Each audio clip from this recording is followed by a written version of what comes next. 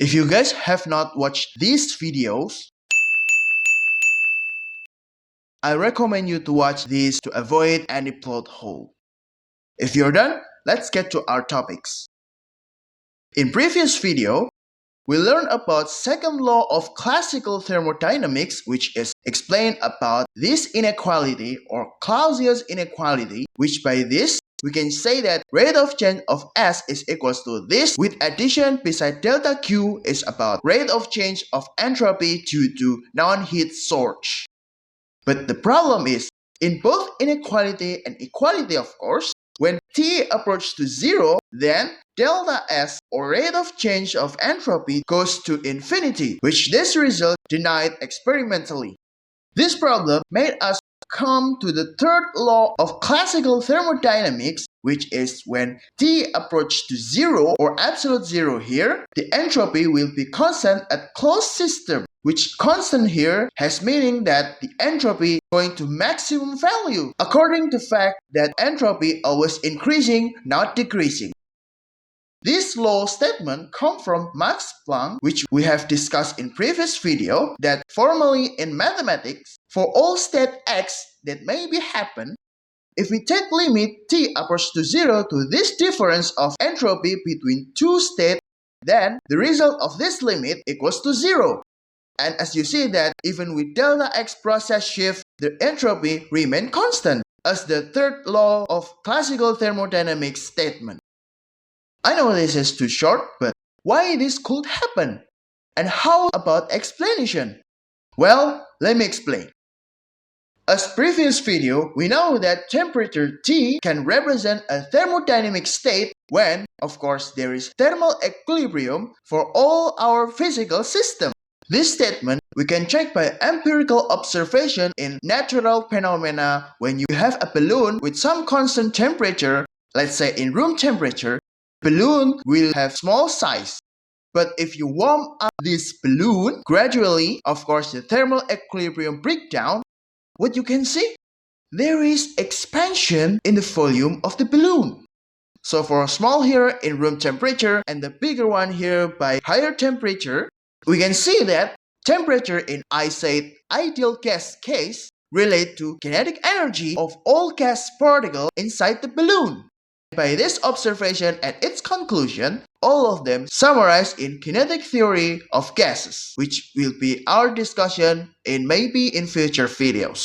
But for now, we will continue about our analysis in this empirical observation.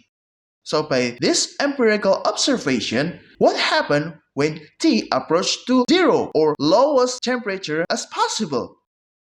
So by our simple thinking, temperature related to kinetic energy, higher temperature, higher kinetic energy, and lower temperature means lower kinetic energy. So if T has value as low as possible, the particle will rest in constant entropy for at least in classical point of view.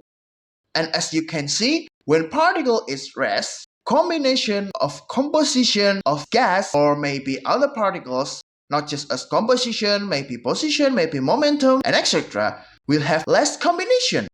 But for high temperature here, the combination will be more because the kinetic energy increase, the particle inside has energy to freely move as free as possible, so there are more combination of possibility in this. And this possible combination we denote as omega. And after we introduce omega as all possible combination of our case, then we can see that entropy has relation with omega. Why? Let me explain. When we focus to omega, and if there is two systems as A and B, then the total of all possible combination of all systems simultaneously is about omega A multiplied by omega B. Why? If there is one possible combination in B, we may thinking about all of A as possible, and so on for the other states. So we have this multiplication. And the next one, we have the entropy because the total of all possible combination for both systems is about addition of these two according to A and according to B. And why we can do this? Of course, by definition of delta Q over T before, which is delta Q about energy, and energy have additivity properties, so S inherit energy additivity too.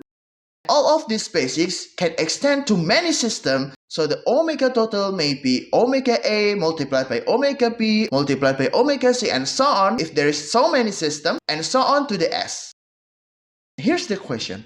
What the function of S that satisfy these two properties? And guess what? We can guess entropy S is about C multiplied by natural logarithm of omega, or maybe just log omega for some reason. As in standard mathematics, this logarithm satisfies these two. Then, what for this C as constant? We embed this C equals to Kp, which is Boltzmann's constant for dimension consistency in our physics unit. And by this Boltzmann constant, this definition of entropy we commonly know as Boltzmann entropy. Next, we save this definition above and notice that for all possible omega systems, if each combination, or we know microstate omega, has same theoretical probability, P probability for I state equals to 1 over omega, then we can define entropy with respect to probability for state I is equals to this. So if we sum entropy S for all system omega, we will get the equality as this, which this Pi multiplication has analogous to central mass in one of my videos.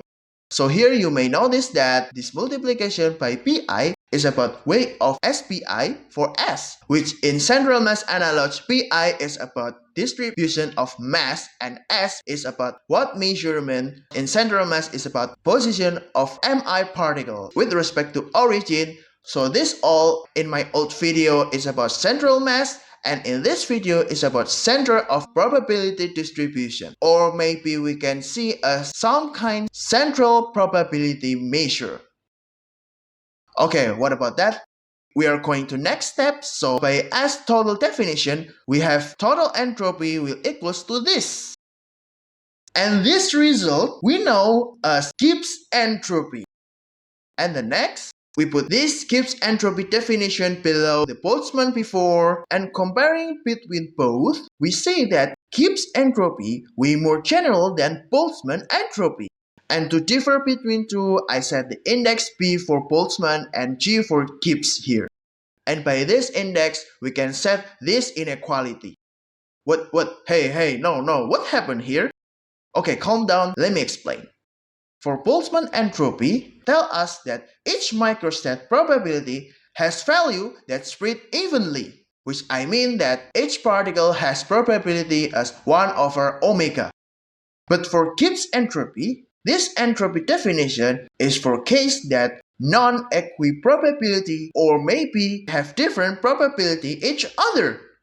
And that's why the extension before this inequality is about relation between Gibbs and Boltzmann entropy, which if we can see that if probability spread evenly, the Gibbs entropy will be equals to Boltzmann entropy. And if the probability spread not evenly or non-equiprobability case, the entropy will get smaller and smaller.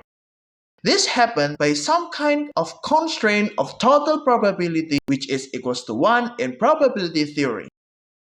And here we see that inside this blue in Gibbs entropy, there is quantity H known as Shannon entropy.